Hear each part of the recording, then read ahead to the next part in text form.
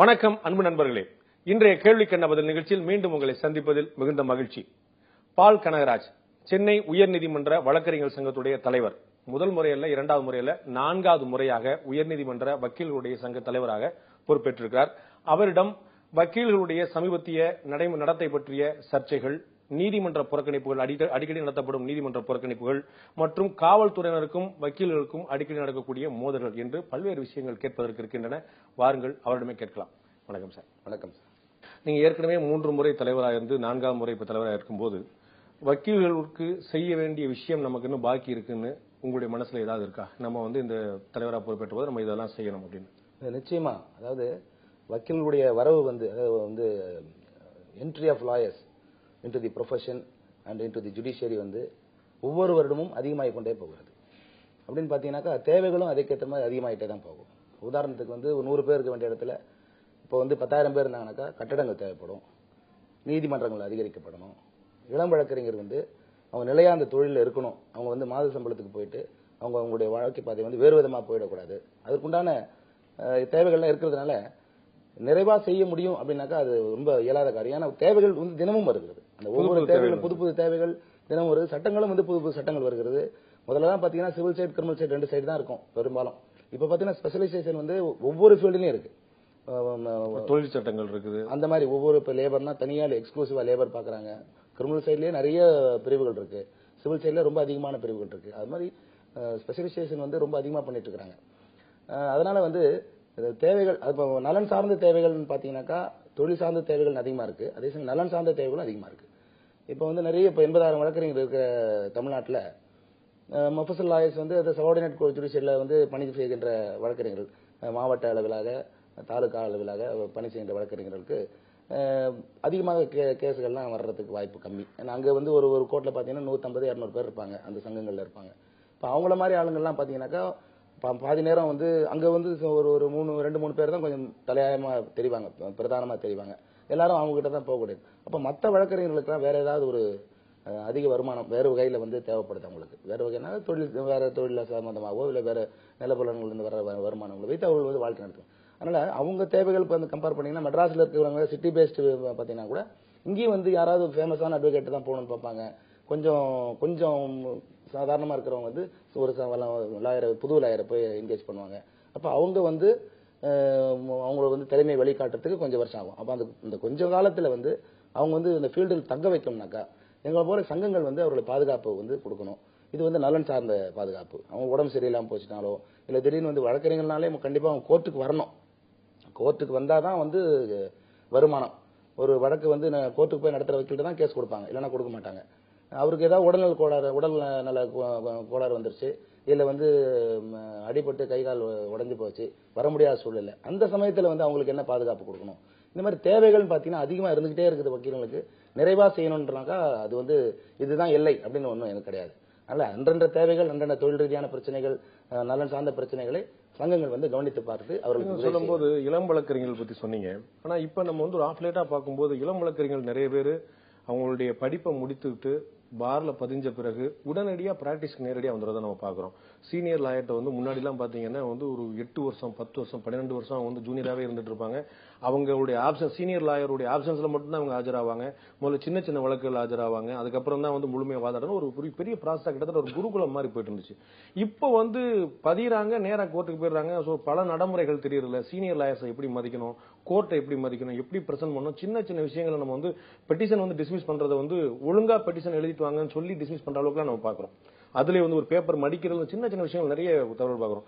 இந்த அவசரம் ஏன் வந்துச்சு? அதை உங்களை மாதிரியான மூத்த வழக்கறிஞர்கள், சங்கத்துடைய பிரதிநிதிகள்லாம் அவங்க சொல்லி கொடுத்து இப்படி மெதுவா வாங்க, படிப்படியா வாங்கன்னு சொல்ல வேண்டாமா? நிச்சயமா நல்ல ஒரு கேள்வி இது. இப்ப பாத்தீங்கன்னா நிறைய மூத்த வழக்கறிஞர்கள் இருக்கிறாங்க. அதாவது டெசிக்னேட்டட் சீனியர் கவுன்சில் இல்லாம சாதாரண வயது முதிர்ந்த அனுபவம் வாய்ந்த வழக்கறிஞர்கள் இருக்கிறாங்க. நீங்க ஒவ்வொரு ஆபீஸ்லயும் ஜூனியர்ஸ் இருக்காங்க. அதாவது நீங்க சொல்ற மாதிரி எல்லாருமே நேரடியாக தனியாக பிராக்டிஸ் பண்றது இல்ல. இதுக்கு அவங்க பாத்தீங்கன்னாக்கா அவங்க ரொம்ப நாள் ஷைன் பண்றதுக்கு உண்டான வாய்ப்பே இருக்காது. பின்னாடி அவங்க இப்ப நேரடியா போறாங்க. இப்ப உதாரணத்துக்கு ஒரு பெயில் போடுறாங்க, யார் கேட்டாலும் பெயில் கிடைக்கும் அப்படின்ற மாதிரி. அதுக்கு தாண்டி நிறைய விஷயங்கள் நிறைய இருக்கு. பெயிலுக்கு அப்புறம் ட்ரையல் இருக்கு.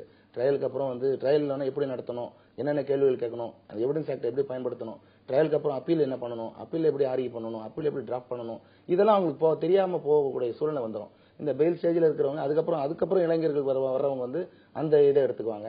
அப்ப அவங்க வந்து காணா போயிருவாங்க, ஃபீல்டில் நாளடைவில் போயிருவாங்க. அந்த அனுபவம் இல்லாதது வந்து பெரிய குறையா இருக்கும். அது இப்ப தெரியாது அவங்களுக்கு. நான் ஒவ்வொருத்தரையும் பார்க்கும்போதும் அட்வைஸ் பண்றதா தான், குறைஞ்சபட்சம் நீங்க 3 வருஷம் வந்து டெடிகேட்டடா ஒரு ஜூனியரா இருந்து வருமானத்தை எதிர்பார்க்காம, அதாவது வருமானமே இல்லையே அப்படின்னு சொல்லிட்டு வேற ஒரு சம்பளத்துக்கும் போகாம, ஒரு மாச சம்பளத்துக்கு எங்கேயா ஒரு லீகல் அட்வைசரா போகாம, கஷ்டப்பட்டு பல்ல கடிச்சிட்டு 3 வருஷமா நீங்க இருந்தீங்கன்னாக்கா இந்த தொழில் வந்து ஒரு அற்புதமான தொழில், நல்ல ஒரு பலன் கொடுக்கும் உங்களுக்கு. பின்னாடி உங்களுடைய மூளையும் வந்து நல்லா வளர்த்துக்கலாம். அந்த மாதிரி நீங்க ஒரு பெரிய சிறந்த லாயரா இருந்தீங்கன்னாக்கா உங்களுக்கு பலரும் வந்து உங்களை தேடி வரக்கூடிய வாய்ப்பு. முதல்ல பொறுமை வரும். கண்டிப்பா பொறுமை இருக்கணும். பொறுமை இருக்கணும், எதிர்பார்ப்பு இருக்கணும். நல்ல நம்மளை எக்யூப் பண்ணிக்கணும். நல்லா எக்யூப் பண்ணா தான் நீங்க வந்து ஷைன் பண்ண முடியும். பல விதமான ட்ரைனிங் ப்ரோக்ராம்லாம் இப்போ நாங்கள் யோசித்து வச்சிருக்கிறோம். இது வந்து 125வது ஆண்டு விழா கொண்டாட போற சூழல் இது எங்க சங்கம் ஆரம்பிச்சு. அதனால இது வந்து நல்ல ஒரு ஸ்பெஷல் இயரா வந்து கன்சிடர் பண்ணி இந்த மாதிரி ட்ரெயின் பண்ணி அவங்களுக்கு அதனுடைய அந்த ஜூனியர்ஷிப்போடைய முக்கியத்துவத்தை அவங்களுக்கு சொல்லி புரிய வைக்கணும். இப்போ ஒரு ஃபீல்டில் இருக்கிறவங்க வந்து மற்ற ஃபீல்டை பத்தி தெரியாது. அப்போ இந்த மாதிரி லெக்சர் சீரிஸ் வந்து அவங்களுக்கு அந்த ஃபீல்டையும் தெரிஞ்சு வச்சுக்கணும். ஒரு லாயர்ன்றா எப்படி இருக்கணும்னா முழுமையானவரா இருக்கணும். இந்த சட்டத்தை பேசும்போது, சட்டத்துறையை பத்தி பேசும்போது, குறிப்பா வக்கீல் பத்தி பேசும்போது வந்து ஒரு நோபல் ப்ரொஃபஷன். இது வந்து கிட்டத்தட்ட ஒரு மெடிக்கல் மாதிரி தான். அது நம்ம வந்து என்ன நீதியை நிலைநாட்டுறதுக்கான ஒரு அடிப்படையான ஒரு தத்துவமா நம்ம பாக்குறோம் வக்கீல்களை. ஆனா நம்ம சட்ட கல்லூரிகளில் இப்ப பார்க்கும்போது நிறைய வந்து ஜாதி பிரச்சனைகள் அடிப்படையில் சட்டக்கல்லூரி இயங்குறத நம்ம பாக்குறோம். எங்க போனாலும் ஜாதி மோதல்கள் நம்ம நடக்குது. ஒரு பெரிய பிரச்சனை வந்து ஒரு மாணவர்கள் முழுக்க கல்லூரி மாணவர்கள் முழுக்க ஜாதி அடிப்படையில் பிரிஞ்சு இருக்கிறத பாக்குறோம். இதை தடுக்கிறதுக்கு ஏதாவது வழிமுறை இருக்குதா, இல்லாட்டி நம்ம இல்லைன்னு சொல்லிட போறோமா? அதை இல்ல அந்த காலத்துல எல்லாம் என்ன ஆச்சுன்னா, நான் டாக்கிங் அபவுட் 30 years பிஃபோர்லாம் ஊரை வச்சுதான் பிரிப்பாங்க. சென்னை இல்ல வந்து திருநெல்வேலி இல்ல நாங்க மதுரைக்காரங்க இப்படிதான் வந்து ஒரு கூட்டாக இருப்பாங்க. ஜாதின்றது இல்லாம தான் இருந்துச்சு. ஆனா இப்பவும் வந்து நீங்க சொல்றீங்க ஜாதி இருக்குன்னு சொல்லிட்டு, அது ஒரு சின்ன ஒரு மைனாரிட்டி குரூப் தான். அது அந்த மாதிரி பிரிவினையில போறவங்க வந்து ரொம்ப கம்மி தான். மற்றபடி பாத்தீங்கன்னா ஜென்ரலா பாத்தீங்கன்னா ஒரு காலேஜ்னு பாத்தீங்கன்னா ஒரு 10 பேர் 20 பேர் தான் இந்த மாதிரி ஒரு அமைப்பு ஒரு மாதிரி இதுல போறாங்களே தவிர, காலேஜில் படிக்கிறவங்க ஒட்டுமொத்த கல்லூரி அவங்க ஸ்தம்பிக்க வச்சிடறாங்கிறத மறந்துட முடியுமா? நிச்சயமா அது வாய்ப்பு இருக்கு. ஆனா அத்தனை பேரும் வந்து அந்த கீழ்த்தரமான ஒரு செயலுக்கு நம்ம உடன் போக கூடாது என்பதை ஒதுங்கி இருக்கிறது தான் அது காரணம். அதனால இவங்க வந்து பெரிய அளவு செய்யறதுனால இவங்க வந்து ஜாதி தான் முக்கியத்துவம் கொடுக்குறாங்க, இந்த கல்லூரியில் இதெல்லாம் தான் பிரதானமா இருக்குன்ற மாதிரி ஒரு மாயை இருக்கே தவிர உண்மையில் அது கிடையாது. சமீபத்தில் கூட நீங்க பாத்தீங்கன்னாக்கா மாண்புமிகு தலைமை நீதியரசர் வந்து ஏபி ஷா இருக்கும்போது இந்த சட்டக்கல்லூரியில் ஒரு பிரச்சனை வரும்போது ஒரு உத்தரவு போட்டாங்க. அதன் பிரகாரம் வந்து ஒரு பிரின்சிபல் வந்து நியமனம் செய்யப்பட்டார். ஏதாவது ஒரு தவறு செய்தால் அவர்கள் வந்து உடனே இடமாற்றம் இல்லைன்னா நீக்கம் செஞ்சாங்க. அப்போ வந்து அட்மினிஸ்ட்ரேஷன் பர்ஃபெக்டா இருந்ததுனால எந்த தவறும் நடக்காம சட்டக்கல்லூரி இயங்கிச்சு. இதுல வந்து மாற்று கருத்தே கிடையாது. அதுக்கப்புறம் இப்பவும் அந்த மாதிரி தான் நடக்குதுன்றது என்னுடைய கருத்து. கல்லூரிக்கு உள்ளே நம்ம போஸ்டர் ஓட்டுறதை நம்ம பார்த்திருக்கோம். நம்ம வந்து சர்ச்சைகள் வந்து எவ்வளவு தூரம் விபரீதமா போச்சு. நம்ம வந்து பின்னாடி வந்த காவல்துறை வழக்கறிஞர்கள் மோதலுக்கு ஒரு முன்னாடி ஒரு ட்ரெய்லரா கூட அதே மாதிரியான போராட்டங்கள் இருந்தது. சட்டக்கல்லூரி மாணவர்கள் தாக்கப்பட்டது. இது எல்லாமே பாத்தீங்கன்னா ஒரு அடிப்படையா இருந்தது வந்து ஜாதி பஞ்சாயத்து தான். 2 பேரும் குரூப் வந்து நீ என்ன நான் என்ன மாணவர்களுக்கு இடையில, அது குறிப்பா சட்டக்கல்லூரி மாணவர்கள் இந்த எண்ணம் எப்படி வேறுன்றது? அதான் சார், ஒருத்தருக்கு பிடிக்கலன்னா சண்டை வரும். கல்லூரியில சீனியர் ஜூனியர் ப்ராப்ளம் வரும். அதுக்கு என்ன காரணமானாலும் இருக்கலாம், எந்த காரணமானாலும் இருக்கலாம். அதாவது வந்து அது வந்து ஒரு பிஹேவ் நடத்தையில கூட வந்து ஒரு வேகமா நடந்து போன ஏண்டா வேகமா நடந்து போற. கல்லூரியில ரேகிங்ன்றது இருந்தது. இப்ப வந்து ஒழிக்கப்பட்டிருக்குது ஓரளவுக்கு. இருந்தாலும் அந்த ரேகிங்ல கூட அது ஆரம்பிக்கும். அது அப்ப ஆரம்பிக்கும் போது அவன் வந்து ஒருத்தனை கூப்பிட்டு ரேக் பண்ணும்போது அவன் என்ன ஜாதின்னு தெரிய போறது இல்ல. ரேக் பண்ணவன் வந்து கொஞ்சம் பலசாலியா இருந்தானாக்கா அவன் என்ன பண்ணுவான், வந்து அந்த பாதிக்கப்பட்டவனை கூப்பிட்டு நல்லா ரேக் பண்ணானாக்கா அவன் போய் அப்பதான் வந்து பலத்தை தேடுவான். அப்படி தேடும்போது தான் அந்த ஜாதிகளுக்கு உள்ள அந்த அமைப்புகள் வரும். அப்ப வந்து ஊர் அமைப்புகள் வரும். மற்றபடி வந்து அந்த கிளாஸ்னா அந்த கிளாஸ்மேட்ஸ் வருவாங்க. இந்த மாதிரி தான் போகுது. இந்த மாதிரி பிரச்சனையில வந்து அந்த ஜாதிகள் வந்து இந்த ஒண்ணு அவங்க பாதிக்கப்படும் போது போறாங்க, இல்லைன்னா வந்து பெருமிதமா, அதாவது வந்து வெளியில அரசியல் தொடர்பு வேணும் அப்படின்றதுக்காக அந்த ஜாதி அமைப்புல போய் போலாமான்னு போறாங்க. இதுதான் பண்றாங்களே தவிர அது ஒழிக்க முடியுமான்னு கேட்டீங்கன்னாக்கா நீங்க மொத்தத்திலேயே ஜாதியை ஒழிச்சாதான் அது சரியா வரும்ன்றது என்னுடைய கருத்து. ஒண்ணு ஏன்னா ஜாதி ஒழிக்க முடியாதுன்றதும் தெரியும் உங்களுக்கு எல்லாருக்கும் வந்து புரிஞ்ச விஷயம் தான் அது. ஏன்னு கேட்டீங்கன்னாக்கா ஒவ்வொரு விஷயத்திலயும் அதுதான் கேக்குறாங்க. ரிசர்வேஷன் சட்டக்கல்லூரியில வந்து எக்ஸ்டர்னல் இன்ஃபுளுன்ஸ் இருக்கு அப்படிங்கறத நம்ம மறுக்க முடியாது இல்லையா? எல்லாத்துலயும் இருக்கு சார். சட்டக்கல்லூரி மட்டும் இல்ல, எல்லா கல்லூரியிலும் இருக்குது. ஏன் அது வந்து பச்சையப்பன் கல்லூரியில இல்லையா, இல்ல மாநில கல்லூரியில இல்லையா, இல்ல வெளியில இல்லையா? சட்டக்கல்லூரியில மட்டும் கிடையாது, எல்லா கல்லூரியிலும் இருக்குது. ஏன்னா எல்லாருடைய தந்தைமார்களும் வந்து ஒரு சோசியல் ஸ்டேட்டஸ் இருக்காங்கன்னு வச்சுங்களேன், அதனுடைய ரிஃப்ளெக்ஷன் அங்க இருக்கதான் செய்யும் அது. அதனால வந்து சட்டக்கல்லூரி மட்டும் கிடையாது. இப்போ ஒரு அரசியல்வாதி ஒரு அமைச்சருடைய பையன் வந்து காலேஜில் படிக்கிறாருனாக்கா அவர் வந்து அந்த பந்தா இருக்கத்தான் செய்யும் அவருக்கு. அப்ப அந்த இன்ஃபுளுன்ஸ் வரதான் செய்யும். அவர் யாரையாவது வந்து தாக்குனார்னாக்கா அவர் காப்பாற்றப்படுவார், மற்றவர்கள் வந்து சித்திரவதைக்குள்ளாக்கப்படுவார்கள். இது வந்து பொது நியதி, இயல்பு. அது ஒன்னு மாற்ற முடியாது. இன்ஃபுளுன்ஸ் வரும். சட்ட கல்லூரியில வந்து மாணவர்களுக்கு இடையில இருக்கக்கூடிய ஜாதி பிரச்சனை பத்தி பேசுறோம். ஆனா இப்ப வரக்கூடிய தகவல் பாத்தீங்கன்னா உயர்நீதிமன்ற வழக்கறிஞர்களுக்கு மத்தியிலே இந்த மாதிரி ஒரு ஜாதி ஒரு எண்ணம் இருக்கு அப்படின்னு சொல்லி கேள்விப்படுறேன். குறிப்பா நீங்க தேர்ந்தெடுக்கப்பட்டதுல கூட ஒரு ஜாதிய பின்புலம் வந்து இருக்கு அப்படின்னு ஒரு சாரார் சொல்றாங்க. அது நிச்சயமா வந்து அந்த மாதிரி ஒரு பேச்சு இருக்குது, வாஸ்தவம் தான். ஆனா உயர்நீதிமன்றத்தில் மட்டும் நான் இல்லைன்னு சொல்லல. நீங்க சொன்ன மாதிரி சட்டக்கல்லூரியிலிருந்து அது உயர்நீதிமன்றத்திலிருந்து அப்புறம் பொது வாழ்க்கையிலிருந்து எல்லா இடத்துலயும் அது இருக்கு, இல்லைன்னு சொல்ல முடியாது. இப்போ வந்து ஜாதின்றது வந்து ஒரு குறிப்பிட்ட ஒரு எல்லைக்கு தான் போக முடியும். நான் ஏற்கனவே சொன்னேன் இல்லைங்களா, ஒரு அந்த சுயநலவாதிகள் வந்து எத்தனை பேர் இருக்க முடியும்? எல்லாருமே வந்து சுயநலவாதிகள் கிடையாது இந்த உலகத்துல.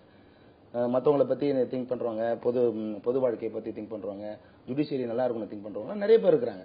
அதனால ஜாதி பேஸ் அப்படின்னு சொன்னீங்கன்னாக்கா அது அவங்க கண்ணோட்டத்தை பொறுத்தது. ஆனா இருக்கிறாங்க, இல்லைன்னு நான் சொல்ல மறுக்க விரும்பல.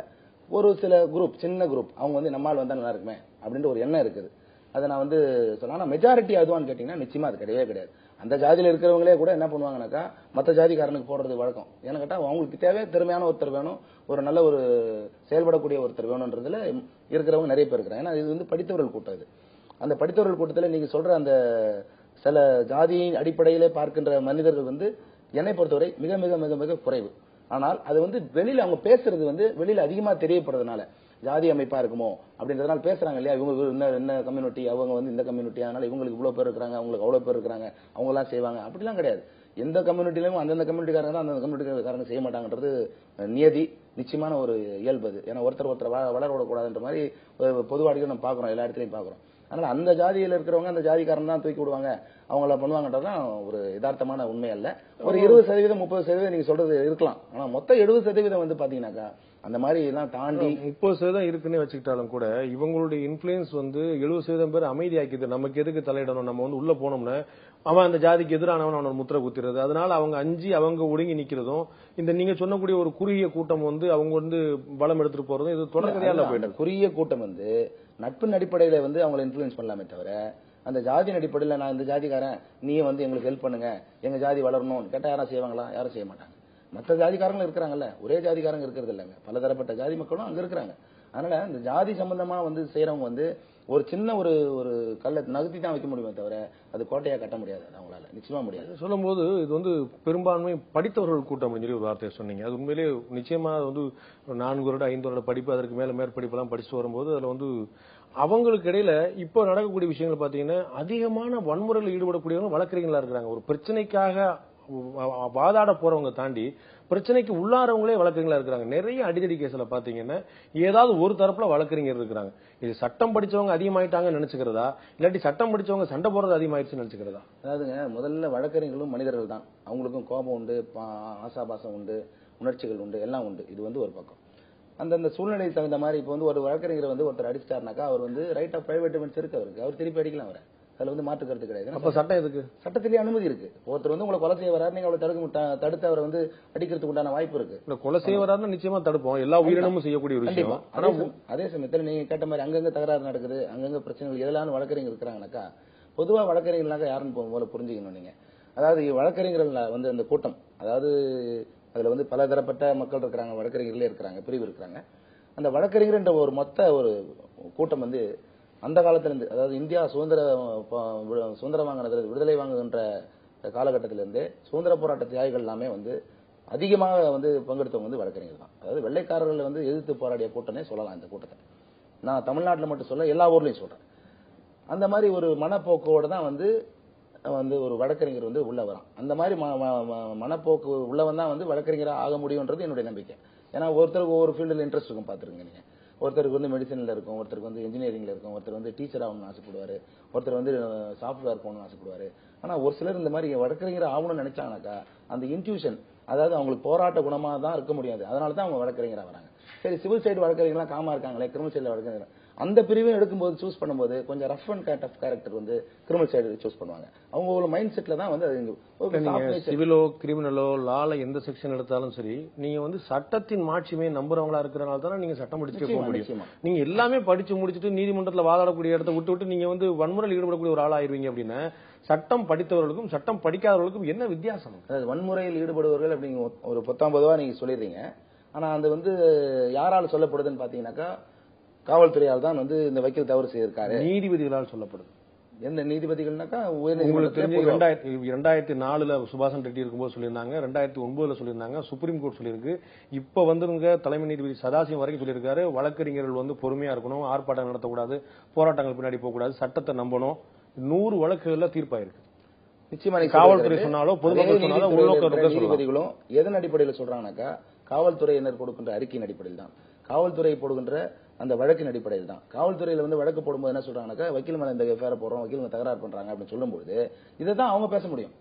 சரி, ஆர்ப்பாட்டம் பண்ணக்கூடாது, போராட்டம் பண்ணக்கூடாதுனாக்கா ஆர்ப்பாட்டம் பண்ணாத அளவுக்கு வந்து ஜுடிஷியரி இருக்கணும், இல்ல போராட்டம் பண்ணாத அளவுக்கு வக்கீலுக்கு வந்து பாதுகாப்பா இருக்க முடியும். அந்த தேவைகளுக்கு அடிப்படையில் ஆர்ப்பாட்டமும் போராட்டமும் வருது. காவல்துறைக்கும் இதுக்குமான சண்டை நம்ம பின்னாடி தொடர்ந்து பேசுவோம். என்னுடைய கவலை பாத்தீங்கன்னா இப்ப பாத்தீங்கன்னா டாக்டர் சுப்பையாவோட கொலை வழக்குல 2 வழக்கில் கைதா இருக்காங்க. நீங்க சொன்ன மாதிரி அவர்கள் மனிதர்கள் தான் வச்சுக்கிட்டாலும் கூட அவங்களுடைய நம்பிக்கை எதன் மேல் இருக்கு அப்படிங்கிறத சொன்ன மாதிரி ஒரு டிஸ்பியூட் இருக்கு, ஒரு சர்ச்சை இருக்குன்னு நீங்க தவறு நான் சரி நினைச்சா நீதிமன்றத்துக்கு போறதை விட்டுட்டு காவல்துறைக்கு போறதை விட்டு நடு ரோட்ல கத்தியால் அடிச்சு கொள்வேன், குண்டு வைப்பேன் அப்படின்னு இதுல வந்து வழக்கில் ஈடுபடுறதுங்கிறது. அந்த வழக்கு வந்து நான் பேசுறேன், நான் பேசுறது வந்து சரியா இந்த நேரத்தில் தவறானு எனக்கு தெரியல. இருந்தாலும் அந்த தரப்பினர் வந்து எங்கிட்ட சொன்ன வார்த்தைகள் என்னன்னாக்கா 20 வருஷமா அந்த கேஸ் நடக்குது, அது வந்து சட்டத்தை வந்து நம்பி இருக்கிறாங்க, இந்த கொலைக்கும் அவர்களுக்கும் சம்பந்தம் இல்லை என்றுதான் எங்கிட்ட அவங்க ஆணித்தரமா சொல்றாங்க.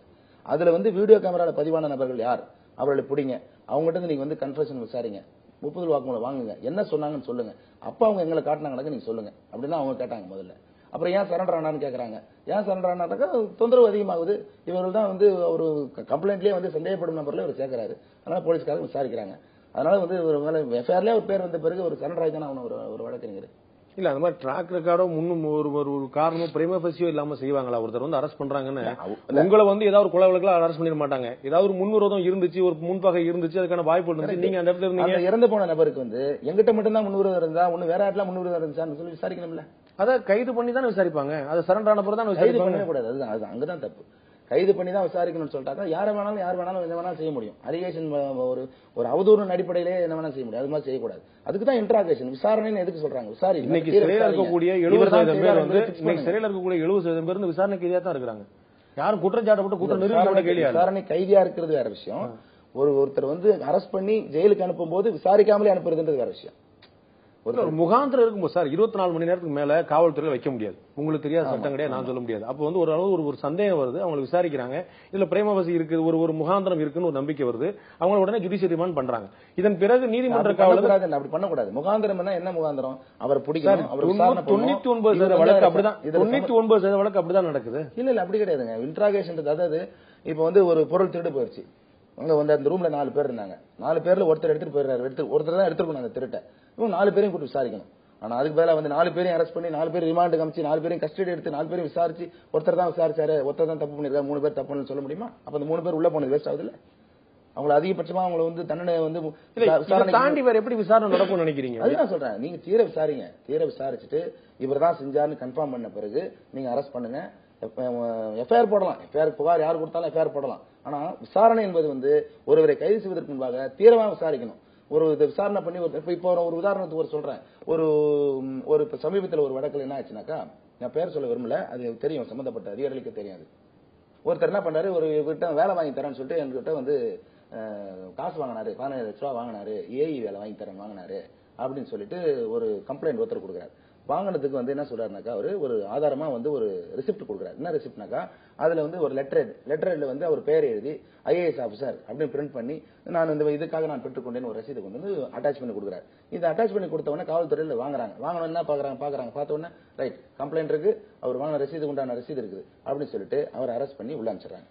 உடனே என்ன பண்றாங்க, இன்னும் 2 பேர், அவர் யார் முதல் புகார் கொடுத்தாரோ அவரே வந்து என்ன பண்றாரு, இதே மாதிரி ஒரு ரிசிப்ட், இதே மாதிரி ஒரு கம்ப்ளைண்ட் இன்னும் 2 பேர் அனுப்புறாங்க. 2 பேர் அனுப்பினோடனே ஒரு கஸ்டடி எடுக்கிறாங்க, உள்ள அனுப்பினவரை கஸ்டடி எடுத்து விசாரணை பண்றாங்க. விசாரணை பண்ணும்போது அந்த புகார்தாரர் வந்து வராரு, 2வது கொடுத்து 3வது கொடுத்து வராரு, கேட்கறாரு யார்கிட்ட பணம் கொடுத்தேன்னு கேட்கறாங்க போலீஸ். போனோடனே யார் உள்ள இருக்காரோ அவர் காட்டல, யாரை வந்து தவறு செஞ்சாருன்னு சொன்னார் அவர் காட்டாம வேற ஒருத்தரை காட்டுறாரு. அப்போ வந்து தப்பா இருக்குதுன்னு சொல்லிட்டு என்ன பண்றாங்க, போலீஸ் என்ன பண்ணாங்க, வெரிஃபை பண்றாங்க. டக்குனு அவன் கார சோதனை போட்டா அந்த லெட்டர் வந்து இவன் தயார் பண்ணிருக்கான், அந்த சீல் இருக்குது, எல்லாம் பண்ணுது. இப்போ இது என்னன்னு சொல்லுவீங்க? விசாரணை ஒழுங்கா பண்ணிருந்தாக்கா அவர் உள்ள போயிருக்க மாட்டார்ல. அவருக்கு இப்ப என்ன போச்சு, இப்போ அவர் ஒரு 15 நாள் சிறையில இருந்தாரு. அவருக்கு யார் வந்து அந்த சிறை வாழ்க்கையை வந்து எப்படி வந்து அவர் வந்து மனப்போக்கு எப்படி இருந்திருக்கும், மனநிலை எப்படி இருந்திருக்கும், அந்த சிறையில கழிச்ச அந்த அனுபவங்கள் வந்து அவருக்கு எப்படி இருந்திருக்கும், வெளியில இருக்கும் சொந்தக்காரங்க பக்கத்து வீட்டுக்காரங்களாம் என்ன நினைப்பாங்க, ஒவ்வொருத்திட்டா போய் சொல்ல முடியுமா, நான் குற்றவாளி இல்லைங்க நான் குற்றவாளி சொல்ல முடியுமா? அதனால விசாரணை பண்ணுங்க, முதல் தகவல் எஃப்ஐஆர் போட்டுக்குங்க, விசாரணை பண்ணுங்க. திட்டமா இவர் தான் அப்படின்னாக்கா இல்ல முகாந்திரம், நீங்க சொன்ன மாதிரி முகாந்திரமா அது இருக்கணும், இவர் தான் பண்ணிருக்கலாம், இவர் தான் பண்ணிருப்பார் அப்படின்னு ஒரு முடிவுக்கு வாங்க, வந்த பிறகு அரெஸ்ட் பண்ணுங்க நான் சொல்றேன். இவ்வளவு முடிவு அவங்களே பண்ணிட்டா நீதித்துறைக்கு போக வேண்டிய அவசியமே இல்லை. அப்புறமா எவிடன்ஸ் வரும், நீங்க வந்து சாட்சிகள்லாம் வரும், அதுக்கப்புறம் உங்களுக்கு விசாரணை பண்ணுவாங்க, குறுக்கு விசாரணை இருக்கும், அப்புறம் நீதிபதி சொல்வார் சந்தேகம் வர நிரூபிக்கப்பட்டதா இல்லையா, இல்ல குற்றவாளியா இல்லையா. அதை நிரூபிக்க வேண்டிய வேலை வந்து நீதிமன்றத்தை சார்ந்தது.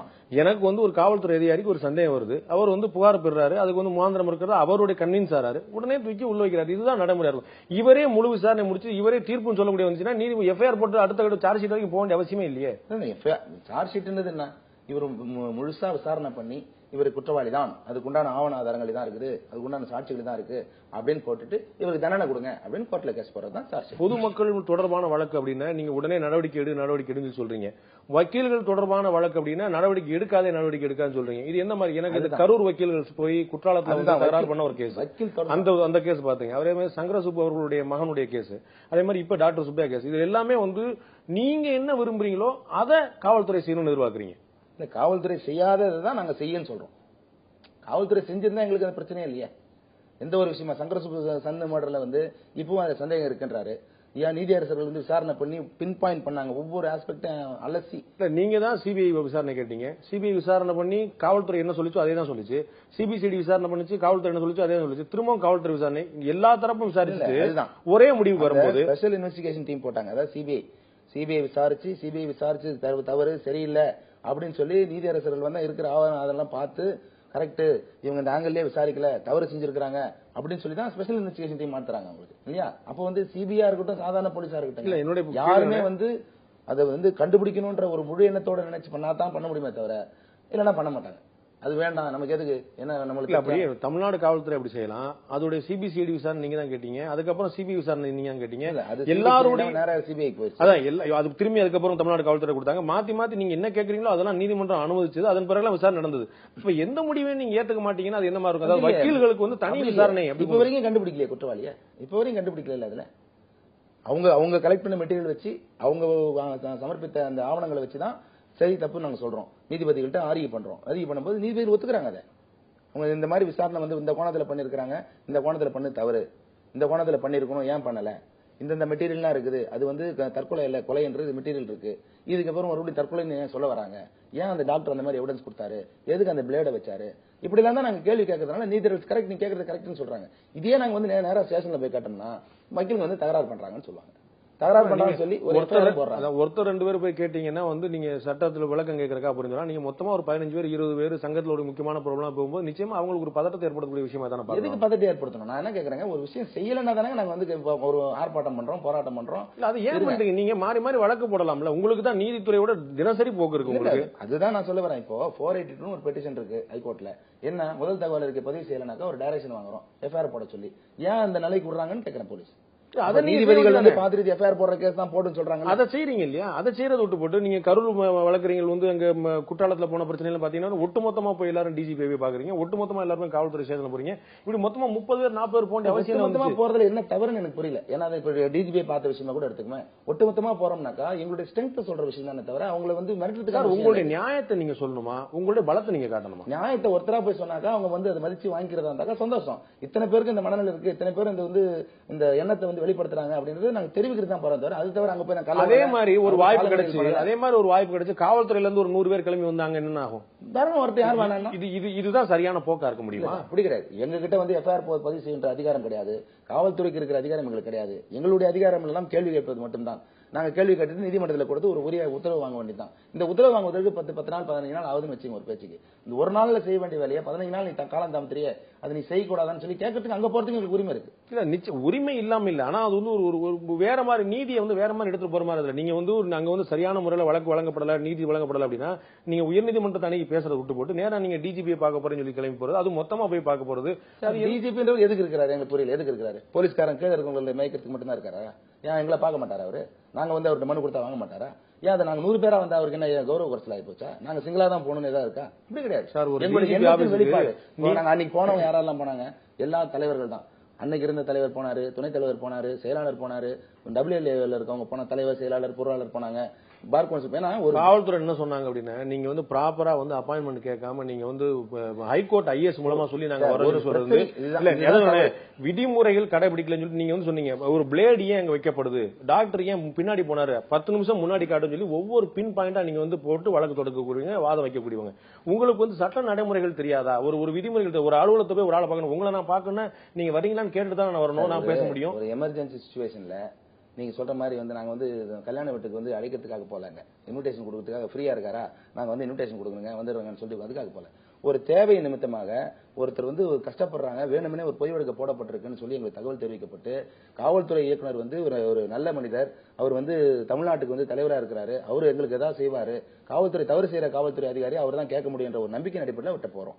போறதனுடைய எண்ணிக்கை வேணா அதிகமா இருக்கலாமே தவிர, அதாவது நான் சொன்ன மாதிரி அன்னைக்கு வந்ததெல்லாம் ஒரு 15-20 தலைவர்கள் இருந்தாங்க வைக்கல் சார். ஒவ்வொரு தலைவர் கூடயும் ஒரு 5-6 பேர் வர்றது இயல்பு. அவங்க எல்லாருமே மேல வரல, எல்லாரும் கீழே இருந்தாங்க. டிஜிபி ஆபீஸே வந்து தப்பு, நீ வரவே கூடாதுன்னு சொல்றது எந்த வித நியாயம்? ரெண்டாவது அப்பாயின்மெண்ட் வாங்கிட்டு தான் வாங்கன்னு சொல்றது தவறு. ஏன்னா அவர் வந்து ஒரு பப்ளிக் சர்வெண்ட். நான் எங்களுடைய தேவைகளை புரிஞ்சுக்கணும், சூழ்நிலை புரிஞ்சுக்கணும், எங்களுடைய பிரஷர் வந்து எங்களுக்கு பின்னாடி இருக்க பிரஷர் அவர் புரிஞ்சுக்கணும். நீதிமன்ற வளாகத்துக்குள்ள எத்தனை காவல்துறை அதிகாரிகள் தாக்கப்பட்டிருப்பாங்கிறத நீங்க இல்லன்னு சொல்ல போறீங்களா? எத்தனை வழக்கறிஞர்கள் காவல் நிலையத்தில் தாக்கப்பட்டிருக்காங்கன்னு உங்களுக்கு தெரியுமா? பொதுமக்களே தாக்கப்படுறாங்க. அப்புறம் அதனால பதிலுக்கு வந்து நம்ம அந்த ஆஸ்பெக்ட் கிடையாது. இந்த வக்கீல் அடிச்சிட்டாரு அதனால இந்த காவல்துறை என்ன வந்து நான் சொல்லிடுறேன், இந்த வக்கீல் வந்து அடிபட்டுட்டாரு அதனால இந்த போலீஸ்காரங்களை அடிக்கிறோம் அப்படின்னு எதுவும் கிடையாது. அதான் சொன்னேன், வக்கீலும் மனுஷங்க தான், அவங்களுக்கு உணர்ச்சி இருக்குது. ஒருத்தன் வந்து தகாத முறையில பேசினாக்கா அவனுக்கு கோபம் வரதான் செய்யும். அதுக்குண்டான அடிச்சாக்கா குற்றம் உண்டு, எஃப்ஐஆர் வரும், வழக்கு வரும், தெரிஞ்சுதான் ஒருத்தன் அடிப்பான். ஒருத்தன் இல்லைங்களா, தேவையில்லாம ஒருத்தன் அடிக்கிறதுக்கு பைத்தியக்காரன் கிடையாது. எதுக்கு ஒரு போற வரலாம் காக்கி சுகா போட்டோம்லாம் அடிக்கிறதுக்கானாக்கா வக்கீல் அவ்வளவு பெரிய ஆளுங்களா? அப்படிலாம் ஒண்ணு கிடையாது. அப்படி கிடையாது, அப்படி கிடையாது. அந்த தவறு யாருன்னு அது கவனிக்கிறது இல்ல. ஒரு செயலை தான் பாக்குறாங்களே தவிர அந்த செயலுக்கு பின்னால் உள்ள விஷயங்களை யாரும் பாக்குறது இல்ல. அவன் அங்க அடிக்கிறான், நான் இங்க அடிப்பேன் அப்படின்னு சொல்ற மாதிரி தான். அப்படி நீங்க அந்த ஆஸ்பெக்ட் எடுக்காதீங்க, அதுக்கு சொல்ல வரல. அந்த மாதிரியே போல நான் என்ன சொல்ல வந்தேன்னாக்கா, வக்கீலும் மனுஷன் தான், அவனுக்கும் கோபம் வரும். அந்த 2 பேருக்குள்ள என்ன நடந்ததுன்னு நமக்கு தெரியாது. அந்த ஒரு போலீஸ்கார் முதலடி அடிச்சிருக்கலாம், ரெண்டாவது வக்கீல் அடிக்கும் போது வந்து மத்தவங்க பாத்துருக்கலாம். உடனே போலீஸ்கார் வந்து நான் யூனிஃபார்ம்ல இருந்து நடிச்சிட்டாருன்னு சொல்லி கம்ப்ளைண்ட் கொடுத்துருக்கலாம். அதை வாங்க போறவர் போலீஸ்கார் தான், அதனால வக்கீல் கொடுத்தா வாங்க மாட்டாரு. உங்களுக்கு நியூஸ் எப்படி வெளியே வரும்னாக்கா வக்கீல் வந்து போலீஸ்கார் அடிச்சிட்டாரு அதுதான் வரும். ஏன்னா அவர் தான் புகார். இதே மாதிரி காவல்துறையினர் வந்து புகார் கொடுக்கறது ஒரு வக்கீல் தான், அதை ஏத்துக்கிட்டு விசாரணை பண்றது ஏற்கனவே வக்கீலா இருந்த ஒரு நீதிபதி தான். அதனால நீதிபதிகளுக்கும் வழக்கறிஞர்களுக்கும் இடையில வந்து ஒரு புரிதல் இருக்குது, அதனால வந்து இப்படி பண்றாங்கன்னு சொல்லி அவங்க சொன்னாங்கன்னா அப்படி கிடையாது. அதுதான் நம்ம வந்து நம்புறது வந்து நீதிபதியில 100% மட்டும் ஒரு தனி குரூப்புங்க, வேற ஒண்ணும் கிடையாது. மத்த எல்லாமே அட்வொகேட்டா இருந்து ஜட்ஜ் ஆனவங்க எல்லாம் வந்து அரசு ஊழியர் ஆயிடுறாங்க. அரசு ஊழியருக்கு பேசுற மாதிரி தான் பேசுறாங்க தவிர எங்களுக்குன்னு யாரும் வந்து தனியா பேசுறது இல்லை. நாங்க தான் கஷ்டப்பட்டு போராடி இதை செய்யுங்க அதை செய்யுங்கன்னு வந்து சட்டத்தின் பால் கேட்கறமே தவிர எங்களுக்கு வந்து ஒரு வக்கீல் நம்ம சமூகம் நானும் வக்கீலா இருந்தேன் அப்படிலாம் யாரும் எந்த ஜட்ஜும் பாக்குறது கிடையாது. அரசுல நாங்க ஊழியர் செய்யறோம், அரசு ஊழியர் அந்த கோணத்துல தான் பேசுறாங்களே தவிர வேற யாரும் எங்களுக்கு உதவி செய்யற மாதிரி கிடையாது. வழக்கறிஞர்களோட கோரிக்கையில நீதிபதிகள் ஏற்றுக்கிறது இல்ல. கோரிக்கைகள் வேற, கோரிக்கைகள் இது போன்ற பிரச்சனைகளை தான் சொல்றேன். இது போன்ற பிரச்சனைகளை உண்மையை எடுத்து சொல்லும்போது அவங்க கேட்டுதான் ஆகணும். அவங்க கேட்க மாட்டேன்னு சொல்ல முடியாது. அதுக்கு தானே அவங்க நீதிபதியா இருக்கிறாங்க. நாங்க சொல்றோம்ல, நாங்க அதான் சொல்றேன், ஒவ்வொரு விஷயத்தையும் பின் பாயிண்ட் பண்ணி சொல்றோம், ஒரு ஆதாரப்பூர்வமா தெரிவிக்கிறோம். எல்லாத்தையும் இதுதான் செய்ய முடியும், இதுதான் செய்யணும்னு நாங்க சொல்றோம், சட்டத்தில் இதுதான் சொல்றோம், செய்யலன்னு சொல்றோம். அதை ஜட்ஜி கேட்டுதான் ஆகணும் அவரு. ஆனா கேட்க மாட்டேன், எனக்கு தெரியாது, இதெல்லாம் நான் வந்து கவர்மெண்ட் சர்வெண்ட், நான் வந்து அவங்களுக்கு தான் செய்வேன்னு சொல்ல முடியாது. சொன்னா நாங்க விட மாட்டோம். காவல்துறையும் வக்கீல்களும் வந்து ஒரு நீதித்துறையோட 2 கண்களா இருந்து செயல்பட வேண்டியவங்க, 2 பேரும் சேர்ந்து தான் நீதியை நிலைநாட்டணும். நீங்க 2 பேருமே இப்படி ஒரு வாய்க்கா தகராறு மாதிரி எல்லா விஷயத்துக்கும் அடிச்சுட்டு. பேசிக்கா என்ன பிரச்சனைனா, நாங்க வந்து போராளிகள். அதாவது நாங்க வந்து நான் சொன்ன மாதிரி சுதந்திர போராட்டத்துல இருந்து எங்களுக்கு அந்த ரத்தம் இருக்கு. எங்களுக்கு நாங்க வந்து போராளிகள். எதுக்கு போராடுறோம்னா எங்களுக்காக போராடல, நான் ஒரு சாதாரண ஒரு பப்ளிக்காக போராடுறோம். ஏன் போராடுறோம்னாக்கா, போலீஸ் தரப்புல இருந்து 2 கோணத்தை நான் சொல்றேன். நீங்க போராட வேண்டிய இடம் நீதிமன்றமா சமூகம்? அதுதான் 2 கோணத்துல சொல்றேன். ஒரு குற்றவாளியை காவல்துறையினர் விசாரிக்கும் பொழுது வழக்கறிஞர்கள் வந்து சில நேரங்களில், அதாவது ரொம்ப அவங்களை உரிமை மீற விடாம ரொம்ப இது பண்ணாம இந்த ஸ்ட்ரிக்டா பண்ணுங்கலாம் நாங்க செய்யறது இல்லை. நாங்களும் மனிதர்கள் தான், நாங்களும் பொதுமக்களுக்காக வாழ்வுறதா என்பதை கருத்தில் கொண்டு, சரி ஒரு நாள் 1.5 நாள் சார், நாளைக்கு ரிமாண்ட் பண்ணிடுறேன் சார், சரி சார் பண்ணிடுங்க சார், இப்படி போற வழக்கறிஞர் தான் நிறைய பேர் இருக்காங்க. இது காவல்துறைக்கு நல்லா தெரியும். ஆனா நாங்க கேட்கறது என்னன்னா, இன்னொரு கோணத்துல அதுக்கு நாங்க கோவப்பட்டு தான் ஆகணும். பையன் தப்பு பண்ணிட்டான், பையன் ஒரு பொண்ணை கூட்டிட்டு ஓடிப்பிட்டான், அப்பா அம்மா கூட்டு வந்து ஸ்டேஷன்ல வச்சிருக்கிற ஒரு நல்ல குடும்பத்து பொம்பளைய வந்து ஸ்டேஷன்ல உட்கார வச்சு அசிங்கமா பேசுனாக்கா பாக்குற வைக்க சும்மா இருப்பானா? நேரா போய் கேட்கதான் செய்வான். உனக்கு எந்த ரைட்ல இவங்களை கூட்டு வந்த, அவங்க மேல எஃப்ஐஆர் இருக்கா, அவங்க மேல கம்ப்ளைண்ட் இருக்கா, அவங்க எதுவும் தவறு பண்ணிருக்காங்களா, நீ எதுக்கு உட்கார வைக்கிற? அவங்க பையனை கூட்டு வர சொல்லுங்க சார், அப்பதான் சார் விட முடியும். எங்க மேலதிகாரி சொல்லிட்டாரு. அப்ப எங்களுக்கு கோவம் வந்து கேட்பமா கேட்க மாட்டோமா? ஏன் இவ்வளவு கேள்வி நான் கேட்கிறேன், 2004 ஒரு மிகப்பெரிய பிரச்சனை வெடிச்சிட்டு தொடர்ந்து போராட்டங்களும் தொடர்ந்து ஆர்ப்பாட்டம் வழக்கறிஞர்கள் பண்ணும்போது உச்சநீதிமன்றம் உத்தரவிடுது எல்லாருமே வழக்கு பதிவு பண்ணுங்கன்னு. சுபாஷன் ரெட்டி தலைமை நீதிபதியாக இருந்தபோது அவர் வந்து கடுமையான கண்டனத்தை தெரிவிக்கிறார். 25 கட்டளைகள் விதிக்கப்படுகின்றன. உங்களுடைய அட்வொகேட்ஸ் இதுல வந்து 34/1 வந்து ஒரு 25 சட்டங்களை 25 கட்டளைகளை பூத்துறாரு. அது எல்லாமே செல்லாத கூடாது சொல்லி நீங்க எல்லாம் கொண்டு போறீங்க, சண்டைக்கு போறீங்க, பெரிய பிரச்சனை இருக்கு. அதுக்கப்புறம் அது வந்து ஒதுக்கிக்கப்படுகிறது, அது வந்து ஏற்றுக்கொள்ளப்படல, ஒதுக்கப்படுது. அப்ப நீதித்துறையும் நீதியரசரும் தலைமை நீதிபதியும் கொண்டு வந்து வழக்கறிஞர்களை ஒழுங்குமுறைப்படுத்துறதுக்கு சில விதிமுறைகள் தேவைப்படுது அப்படிங்கிறது சொல்லும் போது அதையும் ஏத்துக்க மாட்டேன்னு சொல்ல சட்டத்தின் மாட்சிமை மேல உங்களுக்கு என்ன நம்பிக்கை இருக்கு? அது வந்து ஏன் அதை வந்து தள்ளிட்டாங்க, அதை ஏன் எக்ஸிக்யூட் பண்ண முடியல, ஏன் அதை இம்ப்ளிமெண்ட் பண்ண நீங்க தொடர்ந்து நடத்தக்கூடிய ஆர்ப்பாட்டத்தினால ஏன் தொடர்ந்து நடத்தணும் அந்த ஆர்ப்பாட்டம்ன்றது யாரும் பார்க்காம தள்ளிட்டவன்றதை மட்டும் தான் பாக்குறீங்க. அதுல என்ன சொல்லிருக்காங்க, ஒரே ஒரு விஷயம் சொல்றாங்க, அதுல கேட்டுங்க. கையை தூக்கி இப்படி பேசாத, அட்வொகேட் வந்து கையை தூக்கி கோர்ட்ல கை அதிகமா தூக்கி பேசக்கூடாது ஒரு கட்டளை. அதுல எப்படிங்க வக்கீல் கையை தூக்காம பேசுவான்? அப்படியே கை கட்டி பேசுறதுக்கு வக்கீல் இருக்கிறான். அவனுடைய மேனரிசம் அப்படிதான் இருக்கும். நாம மயிலான்னு கேட்போம், இவர் ஆனர்னு கேட்போம், இப்படிதான் கேட்போம். இந்த மாதிரி பண்ணிட்டு அந்த மாதிரி பண்ணா கையை காட்டி பேசுவோம். கையை காட்டி பேசக்கூடாதுன்னு சொன்னா எப்படி வக்கீல் பொறுத்துமா? அதை அதுதான் அதுல ஒரு கட்டளை. அதனால தான் அவ்வளவு கோவம் அது மேல, அதனால தான் வேண்டாம்னு சொல்லிட்டோம். இதெல்லாம் நிறைய விஷயங்கள். அதான் இந்த மாதிரி விதிமுறை எல்லாம் வகுத்தது காவல்துறையா, டிஜிபியா, இல்லாட்டி ஏட்டா, யார் மேபி அதுதான் நீதியரசர்கள் தான் வச்சுங்களேன். நீதி அவங்களுக்கு வந்து இது எந்த தப்பு நடக்குது, இது எங்க மாதிரி பிரச்சனைகள் வெடிக்குதுங்க பார்த்துட்டு தான் அவங்க விதிமுறை எடுத்திருக்காங்க. ஏதோ குருட்டாம்போக்கில் கண்ண மூடிட்டு யாரோ ஒருத்தரோ 2 பேரோ பண்ண விஷயம் இல்லையே. ஒரு நீதித்துறை குழுமம் கூடி 2 பேர் சேர்ந்து பேசி தான் பண்ணிருக்காங்க. அசோக்குமார் நீதிபதி கண்ணால் இருக்காரு, நான் கண்ணால பார்த்தேன், நீங்க வந்து ரொம்ப மோசமா வந்து சீனியர் ஜட்ஜஸ் எல்லாம் வந்து நீங்க வந்து மிரட்டுறீங்க அப்படின்னு அவர் பதிவு பண்றார். அசோக்குமார் மாதிரியான ஒரு நீதிபதி, சுபாஷன் ரெட்டி மாதிரியான ஒரு நீதிபதி வந்து அவங்க வந்து அவங்களே சொல்லும் போது இதை நீங்க வேற யார் மேல குற்றம் சாட்ட போறீங்க? இல்ல அதுதாங்க, அது என்ன சூழ்நிலையில வந்து அவங்க அது சொன்னாங்க. எந்த சூழ்நிலை நாங்க போராட்டத்தை தோன்றது யாருமே பாக்குறது இல்ல. அவங்க வந்து சுயநலமா, அதாவது நீதியரசர்கள் அப்படின்னாக்கோ நீதிபதிகள்னாலும் வக்கீலுங்க கட்டுப்பாட்டுக்குள்ளேயே வச்சுக்கணும், சங்கங்களை உடைக்கணும், இவங்க வந்து எதுவும் பண்ணக்கூடாது அப்படி மனநிலையில் இருக்கிறாங்க. ஏன்னா அவங்க ஜுடிஷியரை வந்து பெர்ஃபெக்டா கொண்டு போகணும்னு நினைக்கிறாங்க. ஒரு பொது விதியை வந்து நீதித்துறை உருவாக்குது, நீதிபதிகள் உருவாக்குறாங்க. அதை நீங்க ஏத்துக்கலன்னா நான் என்னை மாதிரி சாமானியர்கள் எப்படி ஏத்துப்பாங்கன்னு எதிர்பார்க்க இல்ல சார். இது வந்து லெஜிஸ்லேஷன் கிடையாது, இட்ஸ் நாட் அன் ஆக்ட். இது கோட் ஆஃப் கான்டக்ட், அவ்வளவுதான். அவங்க போடுறாங்க. என் பார்வையில இது தவறு அப்படின்னு நான் போடுவேன், இதே அடுத்தவன் பார்வையில அது சரின்னு இருக்கும். அது அது அது நீதியரசர்களுக்குள்ளே இது கருத்து வேறுபாடு இருந்தது அந்த சமயத்தில், அந்த ஒரு கட்டளை பொறுத்த வரைக்கும். அப்போ நான் வந்து என் பார்வையில் இது தவறுன்னு சொல்லி நான் போடுறதை வந்து எல்லாரும் ஏத்துக்கணும்னு கம்பல் பண்ண முடியாது. எனக்கு பிடிக்கல, மெஜாரிட்டி அட்வொகேட்ஸ் பிடிக்கலன்னு போது அந்த போராட்டமா வருது, அது வாபஸ் பெறுன்னு சொல்லி கேள்வி எழுது. எல்லாரும் ஒன்றா சேர்ந்து போராடிய போராட்டம் அது, யாரும் ஒருத்தர் 2 பேர் போராடின போராட்டம் இல்ல. அனைத்து வழக்கறிஞர்கள் சமுதாயத்தையும் பாதிக்கக்கூடிய கட்டளை என்பதனால் தான் அது திரும்ப பெறப்பட்டது. ஏன் இல்லைன்னா நான் இப்படி போட்டது நான் கரெக்ட், நீங்க எல்லாம் கரெக்டானு கேட்க வேண்டியதுதானே, ஏன் கேட்கல? இல்ல அவங்க கேட்டது தான் நீங்க வந்து சம்பிக்க வச்சுட்டீங்க, ஒட்டுமொத்த நீதிமன்றமே செயல்பட விடாம தடுத்துட்டீங்க. அப்படி அந்த செயல்பட விடாம தடுத்தவன்றதெல்லாம் வந்து எங்களுடைய போராட்டத்தினுடைய ஒரு செயல்பாடு தானே தவிர அது திரும்ப பெறணும்ன்றதான் எங்க நோக்கம். திரும்ப பெற்றாச்சு, அவ்வளவுதான். கோட் ஆஃப் கான்டக்டை எதிர்த்து ஒரு வழக்கு போட்டுருக்க வாய்ப்பு உண்டா? யார்கிட்ட போவீங்க? மறுபடியும் அதே நீதிபதிகிட்ட தான் போவீங்க. அப்ப அந்த நீதிபதிகிட்ட நியாயம் கிடைக்காது. நிச்சயமா கிடைக்காது. ஒரு தலைமை நீதியரசர் கொடுக்குற ஒத்துவை மத்த நீதிபதி எப்படி வந்து ஒத்துவாங்க சொல்லுங்க? இந்த நாட்டு நீதிமன்றம் போலாம். நாங்க தான் சொல்றோமே, நாங்க வந்து இங்க சென்னையில இருக்கக்கூடிய உயர்நீதிமன்ற நீதிபதி வந்து உயர்நீதிமன்ற தலைமை நீதிபதி அடங்கிய பெஞ்ச் வந்து ஒரு தவறான தீர்ப்பு தான் நான் நினைக்கிறேன். நான் சுப்ரீம் கோர்ட் போவேன். அப்படிதான் எனக்கு சட்டம் சொல்லி கொடுத்துருக்கீங்க, நீங்க அப்படிதான் பாடம் நடத்திட்டு இருக்கீங்க. ஆனா நீங்க இல்ல ஆர்ப்பாட்டம் பண்ணு, புறக்கணிப்பு நடத்த அப்படின்னு சொன்னீங்கன்னா அதுதான் நான் என்ன சொல்ல வரேன்னா, சங்கங்கள்ன்றது எதுக்காக இருக்கு, தலைவர்கள் எதுக்காக இருக்கு? ஆர்ப்பாட்டம் பண்றதுக்கு, புறக்கணிக்கிறது. ஆர்ப்பாட்டம் பண்றதுல மற்ற வழக்கறிஞர்களுடைய மனநிலையை பிரதிபலிக்கிறதுக்கு தான் ஒரு தலைவர் தேர்ந்தெடுக்கப்படுகிறார். 100 பேர் என்ன நினைக்கிறானோ அதை நான் போய் சொல்லணும். நான் சொல்றதுக்காக தான் சங்கம் செயல்படுதே தவிர வேற எதுக்கு வாய முடிக்கிறதுக்காக இல்ல. கேஸ் போடலாம் அப்படின்னு சொல்லுவீங்க, கேஸ் போட்டாக்க அந்த 1 வாரம் 10 நாள் அந்த இம்ப்ளிமெண்ட் பண்ணுமே, நான் கை கட்டி நிக்கணுமே, கையை தூக்க கூடாதுன்றாங்களே, எப்படி? அப்படிதானே சார் என்னுடைய வழக்கு போயிட்டு இருக்கு. நான் வந்து ஈடு செய்ய முடியாது இழப்புனா கூட நாளைக்கு அர்ஜென்ட் சொன்னா நீங்க அர்ஜென்ட் பண்ணிட்டீங்களா சண்டை போட முடியுமா? நான் நீதித்துறை என்ன சொல்லுது அதான் நான் கேட்கிறேன். எல்லாருடைய வழக்கு அப்படிதான் நடத்தப்படுது. ஒரு பேரிழப்பு ஏற்பட்டுரும், ஈடு செய்ய முடியாது இழப்பு ஏற்படும் சொல்லி நம்ம பெட்டிஷன் போடுறோம், அபிடவிட் தாக்கல் பண்றோம், நாளைக்கு வாங்க நாளைக்கு வாங்க. என்ன சொல்றேன், இது ஒரு சட்டமா இருந்தால் நீங்க வழக்கு போறது ஒரு சட்டத்தின் அடிப்படையில் தான் வழக்கு போடுறீங்க. ஒரு சிவில் சூட்டா இருந்தாலும் சரி, கிரிமினல் கம்ப்ளைண்டா இருந்தாலும் சரி, ஒரு சட்டத்துல ஒரு ப்ரொவிஷன் படி தான் நீங்க வந்து போடுறீங்க. ஆனா இது சட்டமே கிடையாது. அதான் சார் சட்டப்படி செல்லாத நீங்க கேஸ் பண்ண வேண்டியதானே சார்? நீங்க வந்து பார் கவுன்சில் தான் பண்ணணும், நீங்க பண்ண நீங்க கேட்கலாம். நீங்க வாதாடின விதம் எல்லாம் சட்டப்பூர்வமா இருந்துச்சு, வாதாடின முறை வந்து சட்டப்பூர்வமா இல்ல. இல்ல ஒரு சட்டமே இல்லாத விஷயத்த என்னுடைய போக்குக்கு நான் தான் கொண்டு வருவேன், என்னுடைய பதவி அதிகாரத்தை நான் காட்டுவேன் அப்படின்னு சொல்லும் போது சங்கங்கள் எங்களுடைய அதிகாரத்தை காட்டும்.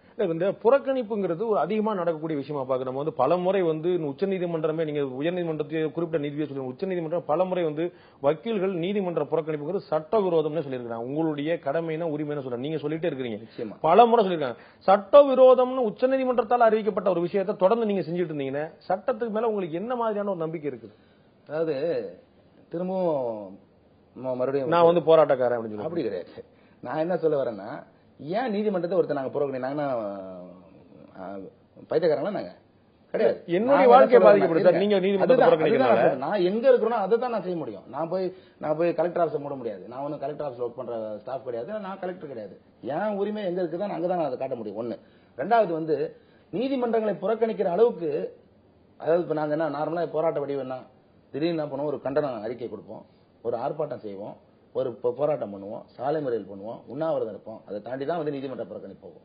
இந்த நீதிமன்ற புறக்கணிப்பு கூட நாங்க வந்து எல்லாத்துக்கும் பயன்படுத்துறது கிடையாது. ஏன்னா எங்களுக்கு தெரியும் மக்கள் பாதிக்கப்படுறாங்கன்னு, வழக்காடிகள் பாதிக்கப்படுறாங்கன்னு எங்களுக்கு தெரியும். ஒரு வாரம் கோர்ட்டு மூடுனாக்கா வழக்கறிஞர்கள் குடும்பமும் பாதிக்கப்படும் எங்களுக்கு தெரியும். நான் அந்த மாதிரி நீதிமன்றத்தை கண்ணை மூடிட்டு மூடுற தலைவர் கிடையாது நாங்களாம்.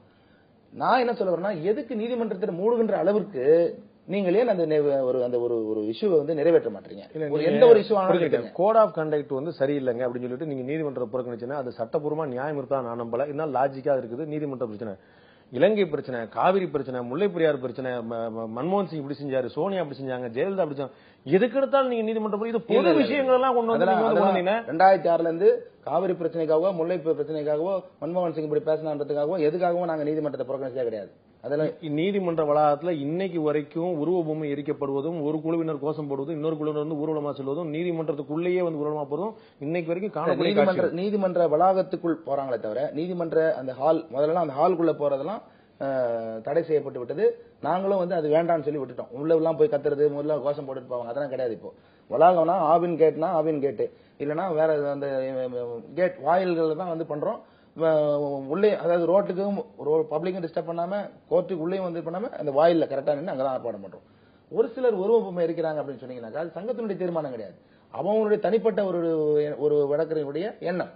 ஒருத்தருக்கு சோனியா காந்தியை பிடிக்காம இருக்கும், ஒருத்தருக்கு வந்து மன்மோகன் சிங்கை பிடிக்காம இருக்கும், ஒருத்தருக்கு மோடியை பிடிக்காம இருக்கும், ஒவ்வொருத்தருக்கும் ஒருத்தர் பிடிக்காம இருக்கும். அவன் பாட்டுக்கு வழி எடுத்தானா அவன் நடவடிக்கை எடுத்துட்டு யார் வேணாம்னா சங்கம் தீர்மானம் போட்டுச்சா, சங்கம் வந்து அவங்க நடவடிக்கை எடுத்தா நீங்க அனுமதிச்சிருவீங்களா? நிச்சயமாங்க. தவறு செய்யறவங்க நாங்க அப்படிலாம் நாங்க காப்பாற்ற மாட்டாங்க. எல்லாரையும் தவறு செய்ய சொல்லி நாங்க வந்து தோன்றவங்களும் சங்கம் கிடையாது. இது வரைக்கும் வழக்கறிஞர்கள் சங்கத்திலேயோ வழக்கறிஞர்கள் குழுக்குள்ளேயோ ஆக்டிவா இருக்கக்கூடிய யாரையாவது வந்து இல்ல நீங்க அவங்க மேல நடவடிக்கை எடுங்கன்னு இது வரைக்கும் ஒரே ஒரு முறையா செஞ்ச பல தடவை சொல்லியிருக்கிறோம். காவல்துறை கேட்டு பாருங்க தெரியும் உங்களுக்கு. பல தடவை சொல்லியிருக்கிறோம். ஏன் வழக்கறிஞர்கள் கைது செய்யப்படவே இல்லையா? வழக்கறிஞர்கள் வந்து தண்டனைக்கு உள்ளாக்கப்படவே இல்லையா? இல்ல பார் கவுன்சில் நடவடிக்கை எடுக்கவே இல்லையா? வழக்கறிஞர்களை டிபார்ட் பண்ணவே இல்லையா? எடுத்து அது ஒரு பக்கம் போகுது. ஆனா அதெல்லாம் வெளியே தெரியாது நிறைய பேருக்கு. உங்களுக்கு தெரியறதெல்லாம் வந்து வக்கீலுங்க வந்து கும்பலா வந்து ஸ்டேஷனை வந்து கத்துனாங்க, மிரட்டினாங்க அப்படின்னு காவல்துறை கொடுக்குற ரிப்போர்ட் மட்டும் தான் உங்களுக்கு தெரியுமே தவிர ஏன் இவன் கும்பலா போனா, எதுக்கு அவன் கத்துறான் அப்படின்றது யாரும் பாக்குறது இல்ல. இந்த எண்ணம் எனக்கோ உங்களுக்கோ இல்லாம பொதுமக்கள் மத்தியில பரவி இருக்கு அப்படின்னு நீங்க நினைக்கிறீங்க? வழக்கறிஞர்கள் வந்து எல்லாத்துக்கும் அப்பாற்பட்டவங்க நம்மள நினைச்சுக்கிறாங்க. திரும்ப சொல்றது கேளுங்க. ஒரு கிராமத்துல 100 குடும்பம் இருக்குன்னு வச்சுங்க. நான் கிராமம் ஒரு தெருவுல 100 குடும்பம் இருக்கு. ஒரு வீட்டுல நடக்கிற பிரச்சனை இன்னொரு வீட்டுக்கு தெரியாது. ஒரு வீட்டுல நடக்கிற பிரச்சனைக்காகத்தான் வக்கீல் வந்து ஸ்டேஷன் போறான். நான் சொன்ன மாதிரி ஒரு குடும்ப பொம்பளை கொண்டு போய் 6 மணி நேரம் உட்கார வச்சு நான் பிள்ளையை தேடி கொண்டு உட்கார வச்சுக்கிறான்னு வச்சுங்க. வக்கீல் போய் கேட்கறான். ஒருத்தர் கேட்டா வந்து நீ போடா வெளியேன்னு சொல்றான். அப்போ 2 வக்கீல் போறான். ஏன் நாங்க போகணும்னு கேட்கறான். இது வந்து சாதாரண பிரச்சனை. இது அந்த வீடுக்கு பொறுத்தவங்களுக்கு மட்டும் நாங்க தெய்வம். அந்த வீட்டை பொறுத்த வரைக்கும் நாங்க தெய்வம். எங்களுக்காக வக்கீல் உயிர் கொடுத்தாரு, வந்து போராடினாரு, சட்டம் வந்து பேசினாரு, போலீஸ்காரன் தைரியமா ஏத்து கேட்டாரு அப்படின்னு அந்த குடும்பத்துல எங்களை தெய்வமா நினைப்பாங்க. அந்த பொம்பளை கூட்டிட்டு வந்துட்டோம் வெளியில. ஆனா அந்த 99 குடும்பம் என்ன பண்ணுவான், பாரு எப்படி சண்டை போட்டுருக்காங்க பாரு, என்ன பத்தி அவங்க வக்கீல் படிச்சவங்க மாதிரி இல்ல. இந்த பார்வை தான் வந்து இந்த 99 குடும்பத்துல இருக்கு. இதுதான் நான் சொல்றேன். மக்கள் இப்படிதான் நினைக்கிறாங்க. ஆனா அவங்க பாதிக்கப்படும் போது தான் அந்த வந்து வக்கீலுடைய அருமை தெரியும். அந்த பாதிக்கப்படும் போது தான் வந்து வக்கீல் வந்து எதுக்காக போலீஸ் ஸ்டேஷன் போறான்ற விஷயம் அவங்களுக்கு தெரியும். 2009ல வந்து கலவரம் பெரிய அளவில் வெடிச்ச போது, உயர்நீதிமன்றத்தில் வெடிச்ச போது மக்களுடைய ஆதரவு காவல்துறை பக்கம் இருந்ததுன்னா நீங்க மறுப்பீங்களா? மக்களுடைய ஆதரவு மட்டும் இல்ல, நீதிபதிகளுடைய ஆதரவும் இருந்தது, காவல்துறை பக்கம் இருந்தது.